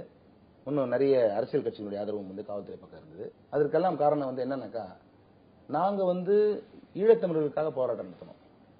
29/1 இருந்து நடத்தணும். நீதிமன்ற புறக்கணிச்சோம். நாங்க தான் வந்து தமிழகத்தில் வந்து ஈழத்தமிழர் பிரச்சனையை காட்டுத்தீவுமாறு பரவதற்கு வித்திட்டவர்கள் நாங்க தான். இந்த பிரச்சனை வந்து 10 நாளா போராட்டம் பண்றோம். அந்த போராட்டம் பண்ணி தீவிரமா போராட்டம் பண்ற வக்கீலா இருக்காங்க. சங்கம் என்ன சொல்றது டிசைட் பண்ணிட்டு புறக்கணி பண்ணிட்டு இங்க வந்து மேடையில உட்காந்து நம்ம வந்து ஆர்ப்பாட்டம் பண்ணணும், பேசணும், மைக் பிடிச்சி பேசணும். ஒரு 10 பேர் நேரா ரோட்டுக்கு போவான். அவன் பாட்டு வச்சிருந்தான். அவன் மேல எஃப்ஐஆர் இருக்கு. உங்களுடைய கட்டுப்பாட்டுல இல்ல? கட்டுப்பாட்டுல இல்லாம அவங்க போவாங்க. நம்ம கண்ட்ரோல் பண்ண முடியாது அவங்கள. அது அப்படி சொல்றது சங்க தலைவருக்கு அழகா இல்ல. அதாவது அதான் சொல்றேன், ஒவ்வொருத்தையும் கையை பிடிச்சிட்டு வான்னு சொல்றேன். சங்கம் வந்து ஒரு இதுதான் செய்யணும்னு சொல்லுது. சங்கம் தவறு செய்தால் மட்டும்தான் நீங்க வந்து தலைவரை கேட்க முடியும். சங்கம் வந்து அதாவது தனிப்பட்ட முறையில் ஒருத்தர் தவறு செஞ்சானாக்கா என்ன கேட்க முடியாது. ஏன்னா அது அவருடைய தனிப்பட்ட விருப்பம். அவர் மண்ணெண்ணெய் ஊத்தி கொளுத்திக்குவாரு, அது அவருடைய விருப்பம். நான் போய் ஏன்னா திடீர்னு நீங்க திடீர்னு நீங்க அபிஷியல் கெபாசிட்டி எடுப்பீங்க, திடீர்னு பர்சனல் கெபாசிட்டி எடுப்பீங்க, பிரிக்க முடியும். அந்த சூழ்நிலை தகுந்த மாதிரி சார் பேச முடியும். நான் என்ன சொல்றேன்னா, தீர்மானம் என்ன? போராட்டம், உண்ணாவிரதம், மேடையில வந்து பேசுறது, இதுதான் தீர்மானம். இதை மீறி தானா செய்யறவங்க வந்து சங்கத்துல வந்து கட்டுப்பட்டவர்கள் அல்ல, அப்படிதான் சொல்ல முடியும். மக்கள் அப்படி நினைச்சாங்கன்னா அவங்களுக்கு வந்து ஆழ்ந்த விவரங்கள் தெரியாதுன்னு நீங்க சொல்லலாம். நீங்க முதல்ல சொன்ன மாதிரி காவல்துறை சப்போர்ட் பண்ணுச்சு, அரசு சப்போர்ட் பண்ணுச்சு, அரசியல் கட்சிகள் காவல்துறை சப்போர்ட் பண்ண, அரசியல் கட்சிகள் சப்போர்ட் பண்ணுச்சு, நீதித்துறையே சப்போர்ட் பண்ணுச்சு. அதாவது நீதித்துறை இப்படி ஒட்டுமொத்தம் எல்லாருடைய பார்வை இருக்குன்னா ஒரு முறையாவது நம்ம பக்கமும் தவறு இருக்க வாய்ப்பு இருக்கு நீங்க நினைக்கிறீங்களா? எங்களால யாருக்கு வந்து எந்த லாபம்? இந்த போலீஸ் காவல்துறையினர் வந்து வழக்கறிஞர் மீது கொடுக்கின்ற அறிக்கை என்ன அறிக்கை சொல்றாங்க? இந்த மாதிரி வந்து வக்கீலுக்கு வந்து கரெக்டா பண்றாங்க, அதை பண்றாங்க, இதை பண்றாங்கன்னு சொல்லி சொன்னதுனால அவங்க வந்து கோணங்கள் வந்து எப்படி மாறுது? வக்கீல் மேல தவறாவே பதியுது. இது வந்து ஒரு பாதிக்கப்பட்ட ஒரு போலீஸ்காருக்கு மட்டும் தெரியும், நாங்க நல்லது செஞ்சோமா இல்ல அவர் பண்ண தப்புனால அவர் பாதிக்கப்பட்டாருன்னு தெரியும். ஆனா ஒட்டுமொத்த போலீஸ்காரங்க என்ன தோணும்? வக்கீலுங்க வந்து போலீஸ்காரெல்லாம் அடிக்கிறாங்கப்பா, யாராவது ஒருத்தர் அடி வாங்கியிருப்பாரு, அவர் எதுக்காக அடி வாங்கினான்னு யாருக்கும் தெரியாது. அதே மாதிரி எத்தனையோ வக்கீலுங்க அடி வாங்கியிருக்காங்க, அது எதுக்காக அவங்க அடிச்சாங்கன்னு உங்களுக்கு தெரியாது, எங்களுக்கு தெரியாது. சோ ஒட்டுமொத்த பார்வை எப்படி போகுதுனாக்கா வக்கீலுங்க மோசம் அப்படின்னு போறதுனால தான் அந்த பிரஷர் வந்து அங்க கடைநிலை ஊழியர்கள்ட்டையும் வந்து அவங்க ஒரு 30 பேரை கலைக்கிறதுக்காக அடிக்க ஆரம்பிச்சு ஃபுல்லா அடிக்க ஆரம்பிச்சாங்க. அது எந்த விதத்தில் நியாயம்? அந்த யாரா தவறு பண்ணவங்களை கலைக்கணும்னா கலைச்சிட்டு போங்க, எதுக்கு நீங்க ரூமுக்குள்ள வந்து அடிக்கிற, சீஃப் ஜஸ்டிஸ் ரூமுக்குள்ள வந்தா எதுக்கு தெருவுக்குள்ள போன, இந்த மாதிரி கேள்வி எல்லாம் இருக்கு. இதெல்லாம் வெளியில தெரியாது. ஏன்னா எல்லா அறிக்கையும் ஊடகங்களும் வந்து என்ன சொல்றதுன்னா வக்கீல் மேல அன்னைக்கு ஒரு 2 கேமரா டிவி கேமரா உடைஞ்சு போச்சு, அதனால ஊடகங்கள்லாம் எங்களுக்கு எதிர்ப்பா போச்சு. அந்த 2 கேமரா உடைச்சது யாரு? இந்த கும்பல் எவன் உடைச்சானோ போலீஸ்காரங்களே கூட வெள்ளை சட்டை போட்டு வந்து உடைச்சிருக்கலாம், எங்களுக்கு தெரியாது. ஆனா அது உடைக்கிறதுனால ஊடகங்கள் எங்களுக்கு எதிராக போகுது. வக்கீல் யாரும் உடைச்சிருக்கவே மாட்டாங்க, வாய்ப்பு இல்ல. உங்களை பத்தி 2 விஷயம் கேட்கணும்னு நினைச்சேன். அதாவது நீங்க வந்து முதல்ல திமுக ஆதரவாளராக அறியப்பட்டிருந்தீங்க, அதுக்கப்புறம் அதிமுக இணைஞ்சீங்க, அதன் பிறகு அதிமுக இருந்து நீங்க இடைநீக்கம் செய்யப்பட்டீங்க. ஒரு அரசியல் நிலைப்பாடு எடுக்கிறதுல ஒரு தடுமாற்றம் இருந்தா வக்கீலா அரசியல் வாழ்க்கை அப்படிங்கிற ஒரு கன்ஃபியூஷன்? எனக்கு எந்த தடுமாற்றம் கிடையாது சார். நான் என்ன சொல்ல வந்தேனாக்கா, நான் திமுக இருக்கும்போது எந்த பதவியும் வகித்ததில்லை, அதிமுக இருக்கும்போது எந்த பதவியும் வகித்ததில்லை. இது காரணம் வந்து நான் வந்து தலைவரா 2006ல இருந்து இருந்தேன், நடுவில் 2 வருஷம் தான் இல்லை. நான் தலைவரா இருக்கும்போதெல்லாம் வக்கீல் நலன் கருதி தான் நான் எந்தெந்த கட்சியில் இருந்தேன். நான் வந்து இதே வந்து அன்றைய முதலமைச்சர் கலைஞர் அவர்களிடம் வந்து வழக்கறிஞர்களுக்காக எவ்வளவு மனு கொடுத்திருக்கிறேன், அவரும் எவ்வளவு செஞ்சிருக்கிறார். அவர் இன்றைய முதல்வர்கிட்ட வந்து நான் வந்து கட்சியில் சேரும் போதே என்ன சொல்லி சேர்ந்தேன்னு அம்மாவுக்கு தெரியும். நான் சேரும் போதே வந்து இந்த வழக்கு வந்து 19-2 இன்சிடென்ட்ல எங்களுக்கு நியாயம் கிடைக்கணும்னு நான் சொல்லி தான் சேர்ந்தேன், அவங்களை வந்து தண்டனை கொடுக்கணும்னு தான் சொன்னேன். சேரும்போது நான் சேர்ந்ததுதான். அந்த மாதிரி நான் சொல்லும் போது சேர்ந்த போதே வழக்கறிஞர் நலன் சார்ந்து தான் நான் அவங்ககிட்ட போயிருக்கிறேன். என்னுடைய செயல்பாடுகள் வந்து திருப்தி இல்லாம இருந்திருக்கலாம், அவங்களுக்கு திருப்தி இருந்திருக்கலாம், இல்ல என்னை பத்தி தவறா சொல்லியிருக்கலாம் அவங்க, அதனால அவங்க வந்து என்னை வந்து எடுத்துக்கலாம். தவிர மற்றபடி நான் குற்றம் செய்தவன், நான் வந்து நிலைப்பாடு இல்லாதவன், நான் வந்து இங்கேயும் ஓடிட்டு பண்ற இதெல்லாம் கிடையவே கிடையாது. அந்த இந்த ஒரு கட்சியிலிருந்து ஒரு கட்சிக்கு போனதுக்கு காரணமே கூட, இந்த கட்சியில நான் ஏன் வெளியே வந்தேனாக்கா இந்த சம்பவத்துக்கு வந்து நடவடிக்கை எடுக்கல, அதுக்காக வெளியே வந்தேன். இந்த கட்சியிலிருந்து ஏன் வெளியேறிப்பட்டேனாக்கா நான் தொடர்ந்து வந்து நிறைய வழக்குகளுக்கு போனேன். இப்ப டிஜிபி ஹவுஸ் போனது ஒரு காரணமா இருக்கலாம், இந்த மாதிரி பல இருக்கலாம். ஆனா நான் எப்ப போனாலும் வழக்கறிஞர் நலன் சார்ந்து தான் போயிருக்கேன். அதுக்காக தான் வந்து நான் வந்து இன்னைக்கு வழக்கறிஞர்கள் மத்தியில பெரும்பான்மையான வாக்கு பெற்று நான் வந்து மீண்டும் வந்து தலைவராக இருந்திருக்கேன். இதுல வந்து இப்ப வழக்கறிஞர்களுக்கு வந்து தென் மாவட்டத்தில் இருக்கக்கூடிய வழக்கறிஞர்கள் பாத்தீங்கன்னா நிறைய பேர் வந்து ஆங்கிலத்தில் வாதாடுறதுல ஒரு மிகப்பெரிய ஒரு தடுமாற்றம், ஒரு பின்னடைவு ஏற்படுறதை பார்த்துருவோம். அவங்களுக்கு வந்து ஆங்கில பயிற்சி கொடுத்துட்டு அவங்களை இன்னும் அடுத்த கட்டத்தை கொண்டு வர சரியா இருக்கும்னு நினைக்கிறீங்களா, இல்லாட்டி தமிழ்லேயே உயர்நீதிமன்றத்தில் வாதாடுறதா சரியா இருக்கும், மாத்திரது நல்லது சார்? என்னை பொறுத்த வரைக்கும் தமிழ்நாட்டில் வந்து இந்த மொழி கொள்கைலாம் வந்து தவறு. தமிழ் ஆங்கிலம் மட்டும் பத்தாது, இந்தியும் வேணும். இந்தி வந்தால் தான் மக்கள் வந்து மொழி கற்றுக்கணும், ஆங்கிலம் கற்றுக்கணும். அவங்க ஆங்கிலம் கற்றுக்க முடியாமல் தென் மாவட்டத்தில் இருக்கவங்க வந்தாங்கனாக்கா அவங்களுக்கு அடிப்படையில் அவங்களுக்கு வந்து அந்த வசதி வாய்ப்புகள் அரசுகள் ஏற்படுத்தி கொடுக்கவில்லை. பள்ளிக்கூடங்களில் வந்து ஆங்கில வாத்தியார் கிடையாது, பீரியட் இருக்குமே தவிர ஆங்கில வாத்தியாருக்கு ஆங்கிலமே தெரியாது. இதுதான் இன்றைய சூழ்நிலை அங்கே இருக்கு. அதனால அவங்க படிக்கிற விதம் பாவம், நம்ம அவங்களுக்கு குறை சொல்லல. ஆனால் தமிழில் படித்தவங்கலாம் வந்து இன்னைக்கு வந்து ஹைகோர்ட்டில் வந்து ஷைன் பண்ணல, இங்கிலீஷை கற்றுக்கவே இல்லை அப்படிலாம் கிடையாது. நம்ம தமிழர்கள் வந்து உலகம் முழுவதும் போய் சமாளிக்கிறாங்க. அதாவது ஒரு ஊருக்கு போனா அந்த மொழியை ஈஸியா கத்துக்கிட்டு அந்த ஊர்லயே அவன் பெரிய ஜாம்பவான் ஆயிடுறான். ஸ்டேட்ஸ்லயே வந்து நம்ம வந்து இதுல வந்து பொலிட்டிக்கல்ல வந்து சைன் பண்ற ஒரு தமிழர்கள் இருக்காங்க. நல்லா இங்கிலீஷை சொல்லிக் கொடுங்க, அப்புறம் நல்லா இங்கிலீஷ் பேசுவாங்க வைக்கலீங்க கோர்ட்ல. அது வரைக்கும் நீங்க வந்து இப்ப நீங்க சொல்லிக் கொடுத்த தமிழ்ல வந்து தமிழும் ஃபுல்லா சொல்லிக் கொடுக்கல, அது வேற விஷயம். பிறந்த தாய்மொழின்றதால வேற வழி இல்லாம பேசிட்டு இருக்காங்க. அந்த தாய்மொழியை வந்து கோர்ட்ல பேசுறது தவறே கிடையாது. இவ்வளவு நேரம் உங்களுடைய கருத்துக்களையும் உங்களுடைய நேரத்தையும் எங்களோட பகிர்ந்துக்கிட்டீங்க, ரொம்ப நன்றி. நன்றி.